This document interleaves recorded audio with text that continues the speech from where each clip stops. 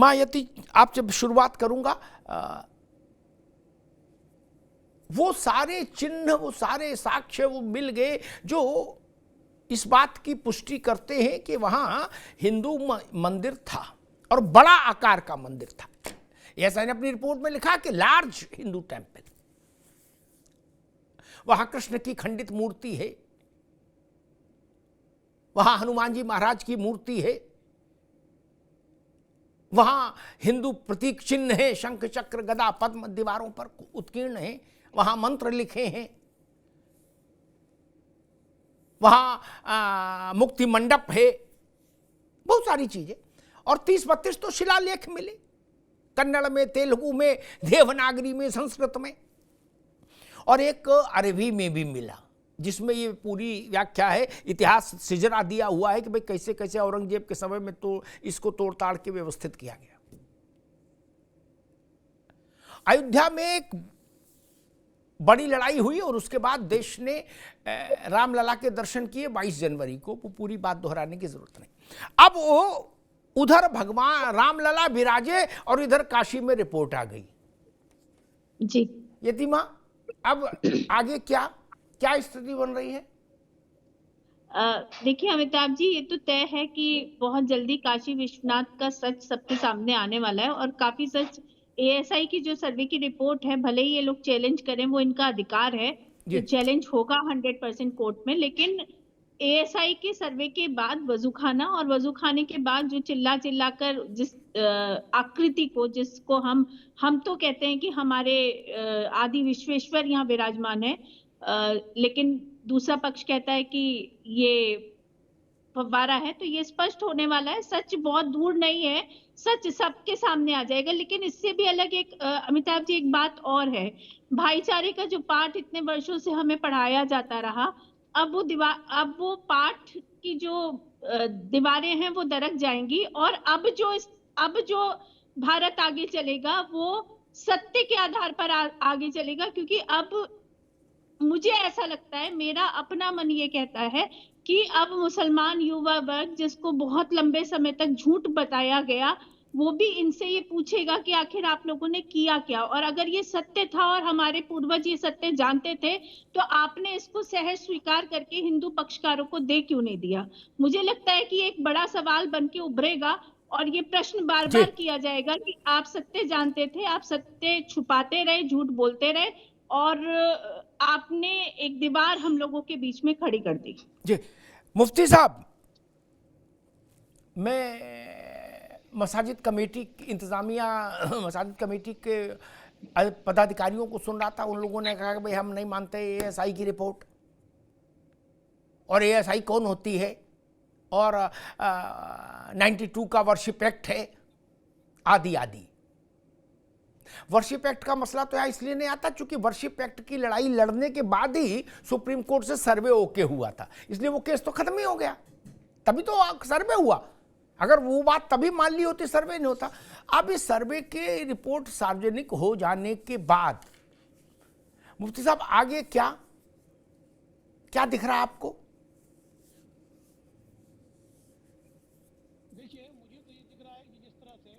जी, मस्जिद राम जन्मभूमि का मामला था, उसी तरह से ज्ञानवापी का मामला मुझे दिख रहा। मगर इसमें एक बात मैं बताने की जरूरत है कि देखिए, एएसआई ने जो खुदाई किया है या जो सर्वे किया है, वो कोर्ट के कहने के हिसाब से सर्वे किया है। अब रहा सवाल कि सर्वे में आप बता रहे हैं, तो सर्वे करने वालों ने, एएसआई ने कोर्ट को उसको देना है, उसके बाद फिर तय होगा। अभी लंबी लड़ाई चलेगी। इससे पहले इलिया भाई होलकर, दीन मोहम्मद के केस में भी उस मस्जिद का अस्तित्व माना है। मगर ये कह देना कि औरंगजेब ने तोड़ा है, बहुत सारे इतिहासकारों ने कहा कि औरंगजेब से भी पहले सुल्तान शर्की के जमाने में मस्जिद है। मगर मेरा अब ये मानना है कि मामला आगे ना बढ़े, इसको क्या करना चाहिए, फास्ट ट्रैक कोर्ट के अंदर इस मामले को भेज करके जल्द से जल्द फैसला करने की जरूरत है। अब ये बातचीत से भी मसला हल होने वाला नहीं है, इसलिए कि अगर बातचीत आप करेंगे तो कौन कहेगा कि करो। 91 या 92 का वर्शिप एक्ट है, जिन्होंने बनाया था कांग्रेस ने बनाया था। कांग्रेस खुल करके सामने आकर के रहने को तैयार नहीं है, कांग्रेस लड़ाई लड़ने को तैयार नहीं, सेकुलर पार्टियां सामने, सो कॉल्ड सेकुलर पार्टियां सामने आने को तैयार नहीं है। भाई पंकज दास की एक गजल का एक मुखड़ा बताता हूं कि तू ही एक धनवान है गोरी, बाकी सब कंगाल। तो हम तो वोट देने के लिए धनवान है, बकिया हमारी जिंदगी में कंगाली लिखी है। तो मैं ये कहता हूं कि फास्ट ट्रैक कोर्ट सरकार बनाए और जिसके हक में फैसला हो वो करे। ये बात मगर मामला लंबी जाएगा। हाँ, लड़ाई झगड़ा करने की जरूरत नहीं है, हम विश्व गुरु बनने के कगार पर हैं। और मैं तो ये भी कहता हूं कि राहुल गांधी जी पद यात्रा करते हैं, चलते चलते अगर चल गए तो कांग्रेस के लिए ठीक है, नहीं तो 2024 में तो मोदी जी आ ही रहे हैं। इसलिए मेरा मानना है कि बातचीत से ज्यादा फास्ट ट्रैक कोर्ट बना करके मामले को हल। ठीक है मुफ्ती साहब, देखो अवधेश जी मुस्कुरा रहे हैं, उनके मुस्कुराने की वजह भी, खैर मैं दो बातें कह के मुन्ना खान साहब के पास चलूंगा, फिर अवधेश जी के पास जाऊंगा। एक तो मुझे मैं बात बड़ी सच्ची लगी, अच्छी लगी, इसीलिए मुफ्ती साहब मुझे पसंद कि फास्ट ट्रैक कोर्ट बनाओ, बातों में समय खराब मत करो। ना गंगा जमुनी से कुछ हो रहा, ना भाई और चारे से कुछ हो रहा। क्या इस पे सेमिनार कराने में पैसा मत खर्च करो, टाइम मत खर्च करो कि गंगा जमुनी पे भाषण देंगे, बनारस में, इला लखनऊ में, दिल्ली में चाय नाश्ता समोसा आएगा, ये सब बंद करो। फास्ट ट्रैक कोर्ट में रखो, साल भर के अंदर निर्णय हो जाए और निर्णय सब पर बाध्यकारी हो और सख्ती के साथ निर्णय लागू कराओ। भाई अब तो देश ने एक रास्ता देखा ना अयोध्या का, कैसा दिव्य और भव्य व्यवस्था हो गई। और दूसरी बात मैं कहता हूं जो मुफ्ती साहब ने कही, वो बात अयोध्या के संदर्भ में भी आई थी। मैंने अयोध्या को बहुत नजदीक से एक पत्रकार के नाते मुफ्ती साहब देखा कि भाई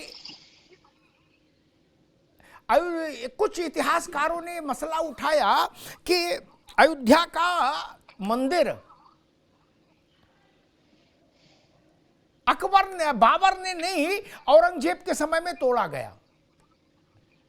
हमारे मित्र हैं किशोर कुणाल, बहुत योग्य व्यक्ति हैं, उन्होंने उस पर शोध भी किया, कुछ अध्ययन भी किया इसी बात पर।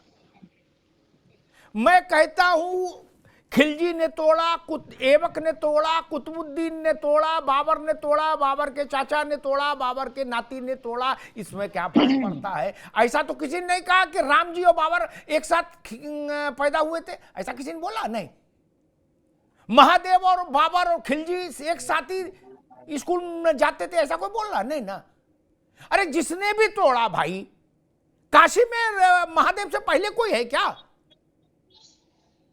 बाबर हो, बाबर के चाचा हो, सब बाद में आए होंगे ना। औरंगजेब ने नहीं तोड़ा, औरंगजेब के फूफा ने तोड़ा, फूफा ने तोड़ा, जीजन तोड़ा, उसका नाम कुछ हो, उसमें क्या रखा बताओ? ऐसा कोई हिमाकत कर सकता है जो ये कहे कि नहीं नहीं वो जो औरंगजेब के फूफा थे वो दूर वाले, वो पहले थे, आए थे काशी में, उसके बाद में महादेव आए, ऐसा तो नहीं कोई कह सकता। काशी में महादेव, मथुरा में कृष्ण और अयोध्या में राम। बाकी सारी बातें तो इनकी बाद की है ना मुफ्ती साहब। नहीं, उस बहस में काहे को पड़े कि चाचा ने तोड़ा कि मामा ने तोड़ा, छोड़े उस बहस को।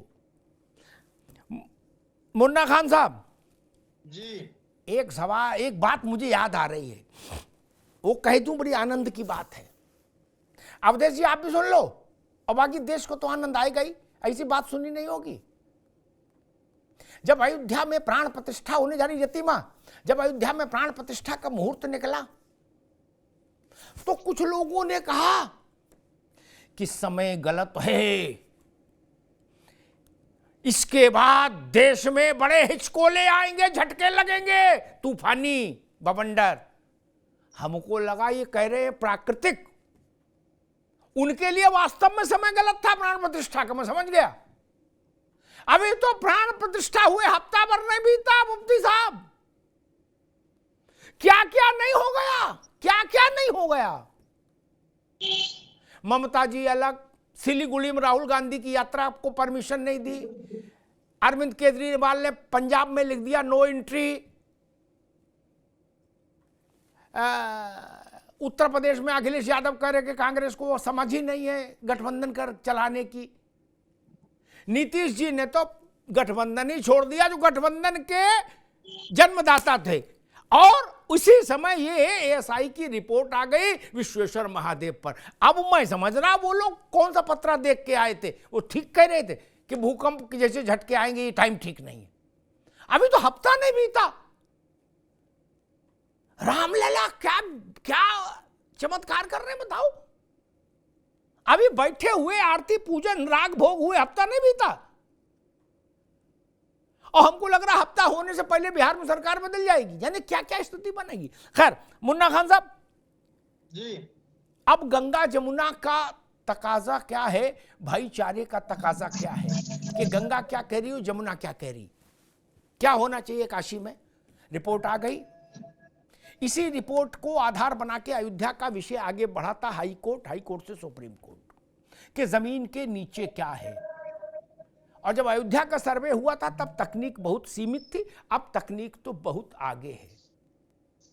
जी देखिए अमिताभ जी, जी आदिल हसन का एक शेर है जी कि लश्कर भी तुम्हारा सरदार भी तुम्हारा, लश्कर भी तुम्हारा सरदार भी तुम्हारा, झूठ को सच लिख दो अखबार भी तुम्हारा। जी तो सबसे पहली बात तो ये है कि आप लोगों को तो बिल्कुल वास्तविकता तौर में सच्चाई पे ये सवाल पूछने चाहिए, आखिर सुप्रीम कोर्ट के जो ज्ञान व्यापी एएसआई के सर्वे थे वो लीक कैसे हो गए? क्या ये संवेदनशील मामला नहीं है? नहीं ना, अरे आपकी जब जानकारी मामला गलत, मुन्ना न्यायालय खान में है, एक मिनट रुको तो ना, आपकी सुन लो। जानकारी तथ्य गलत है, तथ्य गलत है। नहीं, मैं बता अरे नहीं, रहा हूं आपकी ना। जानकारी गलत है, अब आप सुन विवाद ले, पैदा अब कर सुन दोगे। ले। संवेदनशील मामला आपको समझ नहीं अभी इस विषय की। कोर्ट के मैं- आदेश से जाओ। रिपोर्ट, अरे रुको भाई, अभी रोकिए इनकी आवाज। कोर्ट के आदेश से रिपोर्ट दी गई, मुस्लिम पक्ष ने कहा कि हुजूर साथ में यह भी लिख दिया जाए हुक्मनामे में कि रिपोर्ट पब्लिक नहीं होगी। कोर्ट ने कहा नहीं, पब्लिक करने पर कोई रोक नहीं। कोर्ट के आदेश से रिपोर्ट पब्लिक हुई है, इसलिए इसको ऐसे मत बोलिए। आप बताइए। सुप्रीम कोर्ट में गुहार लग रही थी जी और सुप्रीम कोर्ट शहंशाह के आदेश पे चल रहा है। जिस तरीके से राम मंदिर का फैसला आया, जिस तरीके से एक कम्युनिटी को नजरअंदाज किया गया, बाद में उसी जज को राज्यसभा का सांसद बनाया गया, क्या ये सच्चाई दर्शाती है? अच्छा, मतलब आप क्या ये ये कह रहे हो निष्पक्ष हो कि गया? सुप्रीम कोर्ट भी फैसला निष्पक्ष मिला होगा? हुआ है? आप ये कह रहे हो सुप्रीम कोर्ट मिला गजब हुआ कर रहे हो भाई। नहीं। ले कहीं ना कहीं सुप्रीम कोर्ट भी सरकार के दबाव में फैसला ले रहा है, क्योंकि 5 जजों की जो मीटिंग जी, मैं समझ कमेटी गया। थी, वो बाहर आके प्रेस की कि हमें सुचारू रूप से निर्णय नहीं लिए दिया जा रहा। तो कौन भी निर्णय नहीं लिया जा रहा भाई? वही जो सरकार में है, जो शाह और शहंशाह की जो बड़बोलेपन की निशानी है कि कहीं ना कहीं आज ये सरकार मैं के समझ गया, दबाव मैं में समझ गया। मुन्ना खान साहब ठीक है, जज भी है, ये बात आपको माननी होगी। ठीक। मुन्ना खान साहब अब थोड़ा एक मिनट रुक जाओ, दो बातें कह के मैं अवधेश जी के पास जाऊंगा। मुफ्ती साहब, मैं सोचता था, एक मिनट आएंगे आपका, अभी आपके पास नहीं आ रहे, बस आपका नाम ले दिया। एक मिनट रुकिए, अवधेश जी के कमेंट लूंगा। मैं सोचता था कि कुछ समझ बढ़ी होगी स्थितियों को देखकर, परिस्थितियों को देखकर, घटनाओं को देखकर। वही भाषा जो हमने शाहबानों के समय सुनी कि सुप्रीम कोर्ट की भी ऐसी और वैसी, मैं वो शब्द यहां बोल नहीं सकता जो बोले गए सुप्रीम कोर्ट के लिए। अब राम मंदिर के लिए भी सुप्रीम कोर्ट को खरी खोटी सुनाई जा रहे हैं और काशी विश्वनाथ के लिए भी, जबकि काशी विश्वनाथ में तो अभी कोर्ट ने कोई आदेश दिया नहीं। हाँ, देगा आदेश, अयोध्या में आया तो यहां भी आएगा, मथुरा में भी आएगा। लेकिन कोर्ट पर ऐसे उंगली मत उठाइए। आपके हक में फैसला आए तो बल्ले बल्ले, आपके खिलाफ फैसला आए तो कोर्ट को खड़ा कर दोगे महाराज। ये नहीं करिए, ये रास्ता ठीक नहीं।